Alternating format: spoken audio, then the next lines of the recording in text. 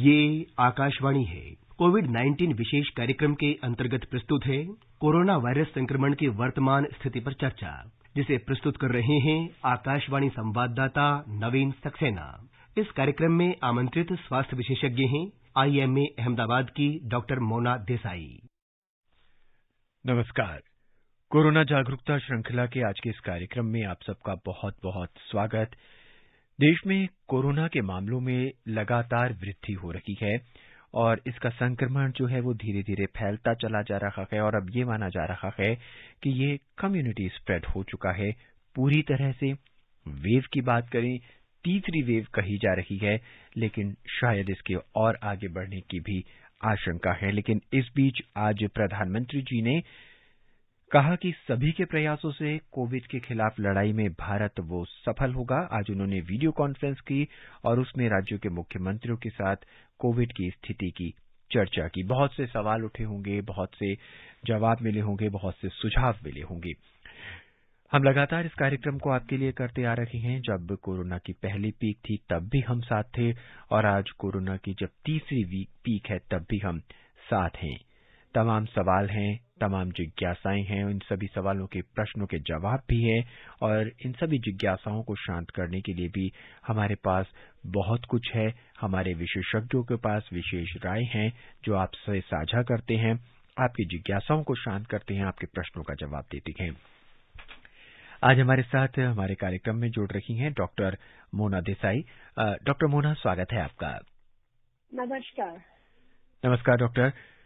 श्रोताओं, अगर आप हमसे जुड़ना चाहते हैं, आपके सवाल हैं, हमसे पूछना चाहते हैं, हमारे विशेषज्ञ की विशेष राय जानना चाहते हैं, तो आप फोन कर सकते हैं 011-2342-1230। नंबर एक बार फिर सुन लीजिए, 2342-1230 और 2342-1764। और दिल्ली से बाहर के श्रोता हैं तो आप इस नंबर से पहले 011 जरूर लगाएं। डॉक्टर मोना, कार्यक्रम में हम कोशिश करेंगे कि इसको 3 भागों में बांटें, लक्षण, उपचार और सावधानियां। तो सबसे पहले अब हम लक्षणों की ही बात करते हैं। हम जानना चाहेंगे कि आपसे जब कोरोना का खासकर ओमिक्रॉन वेरिएंट का जो इतना विस्तार हो चुका है पूरे देश के अंदर और ऐसा माना जा रहा है कि हर चौथा या पांचवा व्यक्ति जो इससे संक्रमित हो सकता है, ऐसे में कौन कौन से लक्षण हैं जिन पर हमें खास गौर करना चाहिए? सही बात है। पहले तो हम ये बात समझ लेते हैं कि जो ओमिक्रॉन है वो कोरोना का ही वेरिएंट है और एक बार पहले ही हमने आपके द्वारा प्रोग्राम में बताया था प्रेक्षकगण को कि ये जो स्पाइक प्रोटीन होते हैं कोरोना वायरस के उसके ऊपर म्यूटेशन हो जाते हैं और उसकी वजह से ये ओमिक्रॉन वेरिएंट आया है। और क्योंकि ये स्पाइक प्रोटीन पे म्यूटेशन हुआ है तो उसकी स्प्रेडेबिलिटी माने उसकी जो चेप लगाने की, संक्रमण करने की जो क्षमता है वो बहुत ज्यादा है, हमारे डेल्टा वेरिएंट से भी बहुत ज्यादा है। माने अगर आप एक रूम में हैं और 100 पीपल अगर एक रूम में बैठे हैं, उसमें से अगर 2 भी पॉजिटिव है, संक्रमित है, तो आधे घंटे में पूरे रूम में 80% लोग संक्रमित हो जाएंगे। माने उसकी इतनी क्षमता है कि इतने फास्ट वो इन्फेक्शन करता है। नाउ अगर हम सिम्टम्स की बात करें तो डेल्टा वेरिएंट में ये देखा गया था या अल्फा बीटा वेरिएंट जो पहले हमारे मार्च 2020 से जो हमने रियलाइज किया था उसमें देखा गया था कि ये कोरोना एक रेस्पिरेटरी वायरस है, माने सांस नली और जो सांस के फेफड़े हैं उसका ये संक्रमण करते हैं। तो शुरुआत सर्दी और कफ से होता है, लेकिन यहाँ ये ज्यादातर देखा गया है ओमिक्रॉन में कि इस बार ये उतना घातक नहीं है जितना डेल्टा वायरस था, लेकिन उतना भी माइल्ड नहीं है, क्योंकि जिन लोगों को संक्रमण होता है उनको पहले 2-3 दिन बहुत ज्यादा बुखार आता है, ठंडी लगके, राइगर नहीं है लेकिन चिल्स है। चिल्स माने आपको अंदर से ठंडी लगती है, जैसे बाहर मलेरिया में जैसे आप जूझते रहते हो ऐसा नहीं होता है। चिल्स माने शरीर के अंदर से ठंडी लगती है और बुखार ज्यादातर 100-100.5 के आसपास रहता है, लेकिन बहुत ज्यादा बदन दर्द है, हेडेक है, पूरा ऐसा लगता है कि जैसे किसी ने आपके शरीर में से पूरी एनर्जी खींच ली हो। और ऑफ कोर्स सर्दी है, कफ वाली खांसी आती है, नाक भी बंद हो जाता है, तो वो सिम्टम्स तो है। लेकिन उसके जो मेन कार्डिनल सिम्टम्स है वो है बुखार आना चिल्स के साथ। जी डॉक्टर, जैसे अगर किसी व्यक्ति को मलेरिया की तरह बुखार आता है, एकदम तेज ठंड लगती है और फिर उसको फीवर आ जाता है, पैरासिटामोल या और कोई दवाई देते हैं, फीवर उतर जाता है और फिर कुछ समय बाद फिर उसको तेज फीवर चढ़ जाता है, क्या ये सिम्टम कोरोना के ही हैं? इसमें ये हालत है कि आपने अगर पैरासिटामोल की गोली ली, फिर भी बुखार एकदम नॉर्मल नहीं होता है, अराउंड 99 के आसपास रहता है, और जो ठंड है वो थोड़ी थोड़ी आपके अंदर रहती ही रहती है, माने एकदम नॉर्मल नहीं हो जाती हो। मलेरिया में क्या होता है, there is a cold stage and hot stage, माने एक बार बहुत ज्यादा राइगर्स आते हैं और जब बुखार उतरता है तो पसीना पसीना हो जाता है ठंडा। लेकिन कोरोना में ऐसा नहीं होता है, इसमें पसीना नहीं आता है, बुखार उतर जाता है तो भी ऐसा लग रहा है कि जैसे अंदर से ठंड है आपको, राइट। और ये अभी ऐसे भी ठंडी की मौसम है, सर्दी की मौसम है, तो कभी कभी हमें ऐसा लगता है कि ये एटमॉस्फेयर की वजह से हमें इतनी ठंड लग रही है, इसलिए लोग इसको बहुत लाइटली ले लेते हैं। और इसीलिए अगर आपने 2 डोज लिए हैं कोरोना वैक्सीन के, तो भी आप संक्रमित हो जाते हो और आपके सिम्टम्स बहुत माइल्ड है, तो आप इसको केयरलेस होके इग्नोर करते हो, उसके ऊपर ध्यान नहीं रखते हो और आप फिर एसिम्प्टोमेटिक कैरियर हो जाते हो, माने आपके अंदर संक्रमण है, आपको मालूम नहीं है, आप कोविड पॉजिटिव हो गए हो और आप घूमते रहते हो और बहुत सारे लोगों को संक्रमित कर रहे हो। तो यही हाल अभी हमारे डे टू डे लाइफ में हो गया है और इसी तरह से इतना फास्ट डबल ट्रिपल केसेस बढ़ रहे हैं, क्योंकि लोगों को मालूम ही नहीं पड़ता है कि आप संक्रमित हो और वो कैरियर होके दूसरों को केस लगाते हैं। डॉक्टर, अगर कोई व्यक्ति इसी तरह से कोरोना से संक्रमित हुआ है, तेज बुखार आ रहा है, ठंड लग के बुखार आ रहा है, तो ये प्रक्रिया जो है वो कितने दिन तक चलती है और कितने दिन बाद उसे पता लगता है कि वो कोरोना से अब मुक्त हो चुका है? यस फॉर्चुनेटली इस बार बहुत अच्छा है कि जितने भी सिम्टम शुरू होते हैं, पहले 2 दिन बंदे के बहुत खराब होते हैं, बहुत ठंड लगती है, बुखार आता है, बदन दर्द होता है, लेकिन तीसरे दिन से सिम्टम्स धीरे धीरे कम होने लगते हैं। चौथे दिन के बाद तो एकदम ही ऐसा लग रहा है कि आप सही हो गए हो। हल्की सी सर्दी खांसी रहती है, लेकिन फिर बुखार और ठंड जो है वो चला जाता है। और अगर आपने 2 डोज वैक्सीन के लिए है तो आप 7 दिन में तो एकदम परफेक्ट हो जाते हो और 7 डेज के बाद आइसोलेशन की भी जरूरत नहीं है, आप मास्क पहन के बाहर घूम सकते हो। जी, लेकिन डॉक्टर, कई व्यक्तियों का अभी कहना है कि पहली वेव में मुझे कुछ नहीं हुआ था, दूसरी वेव में भी मुझे बिल्कुल भी कुछ नहीं हुआ, तो मुझे अब जबकि तीसरी वेव इतनी माइल्ड है, ओमिक्रॉन इतना माइल्ड है, तो मुझे वैक्सीनेशन की क्या जरूरत है? एग्जैक्टली हम यही वो बोलते हैं कि वी आर रॉन्ग, क्योंकि अगर आपने वैक्सीन नहीं लिया है तो ये ओमिक्रॉन का जो संक्रमण है वो आपके लिए घातक हो सकता है। वो उन लोगों के लिए घातक नहीं है जिन्होंने 2 डोज वैक्सीन के लिए है, क्योंकि उनमें एंटीबॉडीज है। जिन लोगों ने वैक्सीन नहीं लिया है, जिनमें ये एंटीबॉडीज नहीं है, वो लोग के लिए ये डेफिनेटली घातक हो सकते हैं। अगर आप थोड़ी हिस्ट्री देखो या दुनिया भर के देशों में देखो कि यूएसए में, यूके में जितने भी आईसीयूज भरे हुए हैं, उसमें 90% लोग ऐसे हैं जिन लोगों ने वैक्सीन नहीं लिए हैं, वो अभी आईसीयू में हैं और उनकी डेथ हो रही है। तो प्लीज ऐसा मत सोचिए कि अभी आपको वैक्सीन लेने की जरूरत नहीं है। अभी ये टाइम है, पहले अगर आपने नहीं लिया है तो पहले जो भी आपको चांस मिले जाके वैक्सीन लीजिए, क्योंकि ये ओमिक्रॉन उनके लिए डेफिनेटली घातक हो सकता है। और अगर आपको ये संक्रमण लग गया और आपके घर में छोटे बच्चे हैं या बुजुर्ग है, जो बीमार बुजुर्ग है, भले उन्होंने 2 वैक्सीन लिए हैं लेकिन बीमार है, विथ मॉर्बिडिटी है, तो उनके लिए भी ये संक्रमण घातक हो सकता है। क्योंकि इस बार हमें श्योरिटी नहीं है कि सिर्फ ओमिक्रॉन ही संक्रमण करता है, क्योंकि डेल्टा वायरस भी डायग्नोज हुआ है कि उसका भी संक्रमण अभी हमारे बीच चालू ही है। तो आपको मालूम नहीं है कौन सा वायरस आपके पास आना है और किससे संक्रमण होना है। तो you have to be careful for both this virus, omicron and delta both. जी डॉक्टर मोना, चर्चा हम इस पे जारी रखेंगे। हमारे पहले श्रोता जो हैं वो हमसे जुड़ चुके हैं अपनी जिज्ञासा, अपने प्रश्न के साथ। उत्तर प्रदेश से मोहम्मद आरिफ जी, स्वागत है आपका। जी सर जी, आपको और डॉक्टर साहब को हमारा प्यार भरा नमस्कार। जी नमस्कार। जी डॉक्टर साहब, आज मैं न्यूज सुन रहा था और खास बात यह है कि वो आकाशवाणी पे जो न्यूज आती है वही मैं सुन रहा था सुबह 8 बजे। जी। तो उसमें जो इसके वो डॉक्टर साहब हैं, जो इसके माइंड डॉक्टर साहब, उन्होंने बताया कि जिसको 2 टीके लगे हुए हैं तो उनके ऊपर भी ये जो नया वायरस आया है तो कंटेक्ट कम करेगा। और सर्दी जुकाम अगर है तो इसको ज्यादा इजी ना देना चाहिए, इसकी वो देख रेख ज्यादा रखनी चाहिए। तो जैसे आजकल सर्दी का टाइम चल रहा है तो सर्दी जुकाम हो जाता है, तो इस सर्दी जुकाम होने के बाद क्या हम ये समझें कि वही वायरस का असर है क्या? जी डॉक्टर मोना।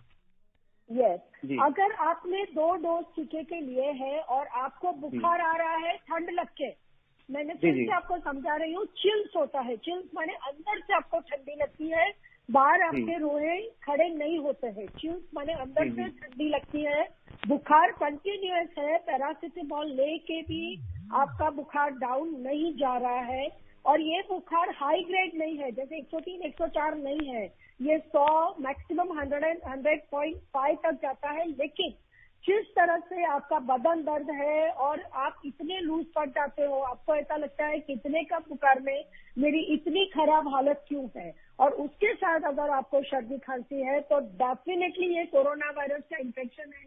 आपको RT-PCR का टेस्टिंग करवाना ही चाहिए। प्लीज रैपिड टेस्टिंग मत कराइए, क्योंकि ये जो रैपिड की किट है वो सिर्फ 30 या 40% आपको राइट रिजल्ट देती है, 60% आपको फॉल्स नेगेटिव आता है।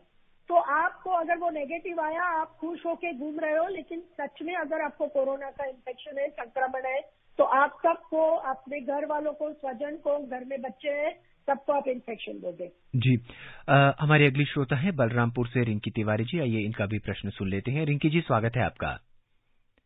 स्वागत के लिए बहुत बहुत धन्यवाद। नमस्ते नवीन सर। जी नमस्कार। और आपके साथ एक्सपर्ट है, उन्हें भी मेरा नमस्ते। जी, क्या जानना चाहती है रिंकी जी? जी बिल्कुल सर, मेरा क्वेश्चन है, जैसे सबके लिए वैक्सीन आ गया, लेकिन अभी बच्चों के लिए वैक्सीन क्यों नहीं आया, इस पर टिप्पणी चाहते। धन्यवाद सर।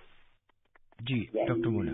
रिंकी जी, 15 से 18 साल का जो फेज 1 बोलते हैं, उनके लिए तो अभी वैक्सीन शुरू हो गया है, लेकिन आपकी बात बहुत सही है। 15 साल से नीचे के जो बच्चे हैं उनके लिए अभी भी ऑब्जर्वेशन में चल रहा है, उनके ऊपर रिसर्च जा रहा है, फेज 3 का ट्रायल जा रहा है, क्योंकि छोटे बच्चे में ये देखा गया है कि संक्रमण जो कोरोना का होता है वो उतना घातक नहीं होता है, और इसीलिए प्रायोरिटी हमारे देश में ये थी कि पहले जो बुजुर्ग है, जो बड़े हैं, जो जुबान है, जो बाहर निकलते हैं, उन लोगों को पहले टीकाकरण हो जाए। लेकिन अभी जैसे ये 15 और 18 का जो फेज 1 है वो खत्म हो जाएगा, उनका टीकाकरण हो जाएगा, फिर आई थिंक गवर्नमेंट फेज 2 में 12 से 15 साल के बच्चों का लेंगे। लेकिन तब तक आप लोगों को अपने बच्चों को बहुत ध्यान से रखना है, घर में रखिए, उनको बाहर प्लीज मत निकालिए इधर उधर घूमने के लिए, या लॉन्ग वीकेंड है, फेस्टिवल्स आ रहे हैं या शादी है, प्लीज लेके मत जाइए। उनको अच्छा पौष्टिक खुराक दीजिए, और घर में आके आप बड़े जो बाहर निकलना पड़ता है हमें कमाने के लिए बाहर, तो कोविड प्रोटोकॉल्स का सख्ती से पालन कीजिए। इस तरह से आप घर में जब वापस आओगे तो एटलीस्ट आपके बच्चों को संक्रमित नहीं करोगे। जी हमारे अगले श्रोता हैं दिल्ली से दिनेश। आइए इनका भी प्रश्न सुन लेते हैं। दिनेश जी, स्वागत है आपका। हेलो। हेलो, नमस्कार जी। नमस्कार दिनेश जी, क्या जानना चाहते हैं? सर, हम पहला डोज ले चुके हैं और ये जो है हमारा शो नहीं कर रहा जी। आप अपने सेंटर पर जाइए दिनेश जी, और वहां पे जाके पता कीजिए, तो शायद आपको वो कोई सॉल्यूशन इसका बता पाएंगे। अभी हम दिल्ली में हैं। हाँ, तो दिल्ली में फिर हमको जाने में दिक्कत भी होगा? जी आपने कोविन ऐप डाउनलोड कर रखा है? नहीं, वही शो नहीं कर रहा ना, मोबाइल शो नहीं कर रहा। जी, आप इंतजार कीजिए, हो सकता है कि और कुछ एक आध दिन में वो आपका शो कर दे। डॉक्टर साहब, यहाँ हम आपसे एक बात जानना चाहें कि जब फीवर होता है, बुखार होता है, तो अक्सर लोगों को भूख कम लगती है। ऐसे में अगर उन्हें लगता है कि उन्हें कोविड का संक्रमण है, तो उन्हें अपने खान पान पर अब कितना ध्यान देना चाहिए ताकि उनको और कमजोरी महसूस न हो? एग्जैक्टली जब हमें कोरोना का संक्रमण हो जाता है तो मुंह में जो टेस्ट होता है, हमारी जो इंद्रियां हैं, जो स्वाद की जो इंद्रियां हैं, वो पूरी नम हो जाती है। हमारा मुंह एकदम, जैसे बोलते हैं कि हर एक खाना आपको टेस्टलेस लगने लगता है। मुंह जैसे वायरल इन्फेक्शन में एकदम, जैसे बोलते हैं कड़वा टेस्ट आ रहा है, एकदम बिटरनेस लगता है, कोई टेस्ट नहीं लगता है। लेकिन फिर भी आपको पहले तो बहुत ज्यादा लिक्विड्स लेने हैं। अराउंड 2 to 3 लीटर का प्रवाही आपके शरीर के अंदर जाना चाहिए हर रोज, अगर आप कोविड से संक्रमित हैं तो। सेकेंडली, हाई प्रोटीन डाइट खाइए, जिसमें, क्योंकि प्रोटीन एक ऐसा है जिससे आपकी रिकवरी फास्ट होगी। हमारे जो सेल्स है वो जल्दी ग्रो करेंगे, तो प्रोटीन युक्त खुराक खाना है, आयरन युक्त लेना है, फ्रूट्स, वेजिटेबल्स, ग्रीन वेजिटेबल्स ज्यादा करके, जो हरी पत्तियां। और फॉर्चुनेटली इस बार तो सर्दी की मौसम है, बहुत अच्छी पत्ता भाजी हमें मिलती है, वो सब आप ले सकते हो। लेकिन एक चीज का ध्यान रहे कि आपको घर में किसी और को प्लीज अभी जंक फूड अवॉइड करिए। आपके घर में बुजुर्ग है या छोटे बच्चे, उनको भी हाई प्रोटीन न्यूट्रिशियस डाइट आपको देना चाहिए। जी, गाजियाबाद लोनी से मोहम्मद यामीन अपने सवाल के साथ जुड़ चुके हैं। यामीन जी, स्वागत है। आज क्या प्रश्न है आपका? सर नमस्कार, मैम को भी नमस्कार। जी नमस्कार। नमस्कार जी, मैं यामीन भाई, रेडियो वाला, चिरौड़ी लोनी जिला। जी कहिए सर। मैं ये 2 प्रश्न है। तो ये है कि जैसे कि आजकल जुकाम खांसी बुखार चल रहा है और किसी की दूसरी डोज डेट आ गई है, तो इसको क्या करें? और एक थोड़ा ये बताएं कि ओमिक्रॉन का भी क्या कोई नई वैक्सीन बनेगी क्या? जी, डॉक्टर, ओमिक्रॉन की कोई नई वैक्सीन बनेगी क्या? इनका मूल प्रश्न ये है। नहीं, ये है कि फॉर्चुनेटली हमारे लिए जो ये वैक्सीन हम लोगों ने ली है, जो कोविशील्ड या कोवैक्सिन जो हमारी इंडिया में है, वो ये ओमिक्रॉन वेरिएंट पे भी इफेक्टिव है। लेकिन इसीलिए हमें संक्रमित होते हैं, लेकिन हम सीरियस नहीं होते। ये इलनेस इतना घातक नहीं है। और जो भी बंदा संक्रमित होता है वो 4-5 दिन में ऑलराइट हो जाता है, और 7 दिन के बाद तो टोटली आप आइसोलेशन से बाहर आ सकते हो। माने ये वैक्सीन फॉर्चुनेटली अभी तक तो ओमिक्रॉन पे असरकारक है, इसलिए नई वैक्सीन की जरूरत नहीं है। लेकिन अगर कोई ऐसा कोई वेरिएंट आया जिसमें ये वैक्सीन काम नहीं करेगी, तो definitely scientist are ready for that, कि वो सोचते हैं कि हमें सिर्फ 1 महीना लगेगा वो वेरिएंट के लिए वैक्सीन निकालने में। तो लेट अस सी फ्यूचर क्या देता है हमें। हमारे अगले श्रोता हैं गाजियाबाद से अशोक। आइए उनका भी प्रश्न सुनते हैं और जानते हैं कि वो आज क्या पूछना चाहते हैं। अशोक जी, स्वागत है आपका। जी धन्यवाद। जी डॉक्टर साहब, ये जानना चाहते हैं, जो काफी उम्रदार लोग हैं, वरिष्ठ नागरिक हमारे हैं, तो हमारे दादा लोग हैं, तो उन्होंने तो टीका लगवा लिया है, लेकिन सर्दी के मौसम में ज्यादा उनको जी डॉक्टर, टीका तो डॉक्टर साहब से टिप्स दिलवा दीजिए कि उनके देखरेख कैसे की जाए। जी डॉक्टर, टीका लगवा लिया है, लेकिन सर्दी के मौसम में थोड़ी ज्यादा परेशानी होती है। सर्दी, जुकाम, जोड़ों में दर्द और दूसरे अन्य तरह के बॉडी पेन भी होती हैं। क्या इसको भी हम कोरोना से जोड़ सकते हैं क्या? नहीं, उसको जोड़ने की जरूरत नहीं है। लेकिन यहाँ मैं एक चीज ऐड करना चाहूंगी कि अगर वो 65 के ऊपर है, तो अभी हमारे सरकार ने एक प्रिकॉशन डोज का डोज दिया है, जो हम बूस्टर भी बोल सकते हैं। तो वो जाके पहले उनको लगवा दीजिए, क्योंकि अगर उनको सेकेंड वैक्सीन को 9 से 12 महीने के बीच हो गया है, माने 9 महीने अगर कंप्लीट हो गया है आपके सेकेंड डोज लिया हुआ, तो आपको ये डोज लेने की अभी आवश्यकता है। प्रिकॉशन डोज जो गवर्नमेंट बोलते हैं, हमारे पीएम सर ने भी बोला है, या उसको आप बूस्टर भी बोल सकते हो, वो डोज लेने की आवश्यकता है, क्योंकि हमें एंटीबॉडीज को बूस्टिंग इफेक्ट देने की जरूरत है अभी। तो ये चीज लेनी है। और दूसरा, अगर आर्थराइटिस है या सांस की भी बीमारी है या कोई भी डायबिटीज है, हाइपरटेंशन है, जो बुजुर्ग है, तो उनको आपके फिजिशियन या आपके फैमिली फिजिशियन को जो भी दवाइयां देते हैं वो एकदम रेगुलरली उनको लेनी चाहिए, क्योंकि ये सब चीजों से उनकी इम्यूनिटी कम होगी, रोग प्रतिकारक शक्ति कम हो जाएगी और उनको कोरोना वायरस का संक्रमण होने का डर या बोलते रिस्क ज्यादा बढ़ जाएगा। तो ये सब चीजें कोरोना से नहीं होती है, लेकिन इससे आप एक हाई रिस्क के फेज में चले जाते हो।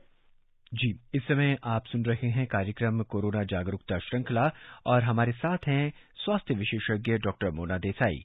आप इस कार्यक्रम में हमसे जुड़ना चाहते हैं तो फोन कर सकते हैं 23421230 और 23421764 पर।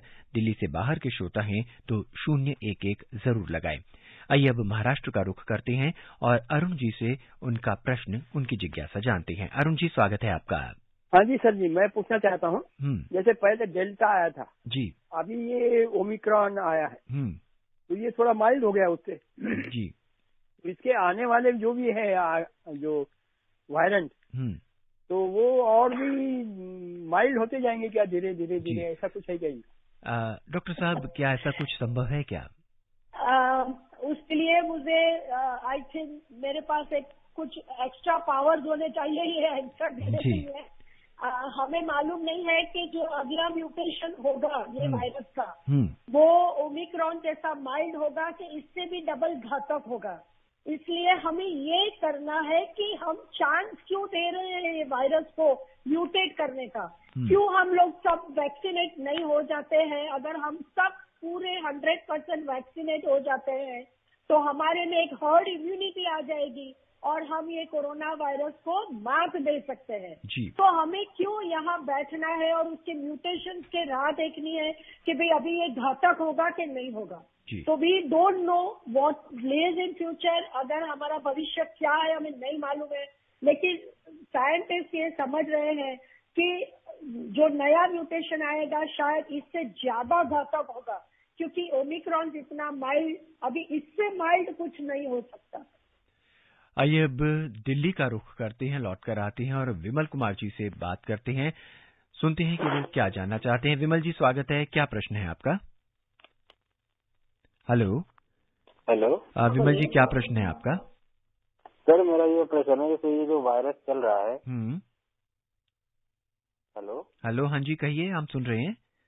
तो ये वायरस चल रहा है, ये मतलब कैसे पता लगता है कि हो गया है? जी, डॉक्टर ये लक्षण के बारे में जानना चाहते हैं, शायद उन्होंने अपना रेडियो सेट देर से ऑन किया है। थोड़ा देर से शुरू किया। अगर आपको बुखार आता है, चिल्स होके माने ठंडी लगे, राइगर्स नहीं चिल्स माने अंदरूनी ठंडी लगती है, बुखार रहता है 100-100.5 जितना, और हल्की सी सर्दी खांसी है या बदन दर्द या सीवियर हेडेक है, आपका मत्था दुख रहा है, ये सब अगर चिन्ह है, आपको स्मेलिंग सेंस चली जाती है, आपकी जो स्वाद करने का जो आपकी इंद्रिया है वो नम हो जाती है, तो डेफिनेटली आपको संक्रमण है। लेकिन इस बार मैक्सिमम ऐसे केसेस आए हैं जिसमें चिल्स के साथ बुखार हमने देखे हैं और बहुत ज्यादा बदन दर्द है। तो अगर आपको बुखार आता है, ठंडी लग के, प्लीज आप राह मत देखिए, तुरंत आपका आरटी-पीसीआर टेस्टिंग करवाइए और फिर आइसोलेशन में चले जाइए। जी, डॉक्टर, डेल्टा के केसेस में हमने देखा था खांसी, जुकाम, स्नीजिंग ये बहुत ज्यादा था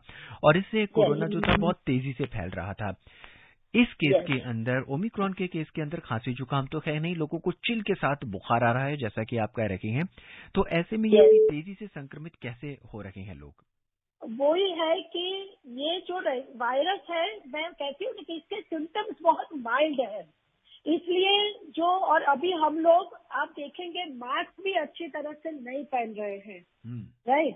तो जब हम संक्रमित हो जाते हैं, आप बाहर निकलते हो, आप कोविड प्रोटोकॉल्स का पालन नहीं कर रहे हो, तो आप एक एसिम्प्टोमेटिक कैरियर हो जाते हो और इसकी स्प्रेडेबिलिटी बहुत फास्ट है। जैसे एक बंदा है वो कोरोना वायरस पॉजिटिव है, उसके साथ अगर आपने 5 मिनट भी मास्क निकाल के बात करी तो यू गेट पॉजिटिव। और अभी आपने देखा लोग बाहर घूम रहे हैं, आउट ऑफ स्टेशन जा रहे हैं, हॉलीडे एंजॉय कर रहे हैं, शादियां हो रही है और अभी भी ये मकर संक्रांति आ रही है, उसके बाद शादियां फिर से आएगी। तो हमें हमारा सेल्फ डिसिप्लिन रखना है। मास्क प्लीज पहनिए, अच्छी तरह से नाक और मुंह ढके ऐसे मास्क पहनिए।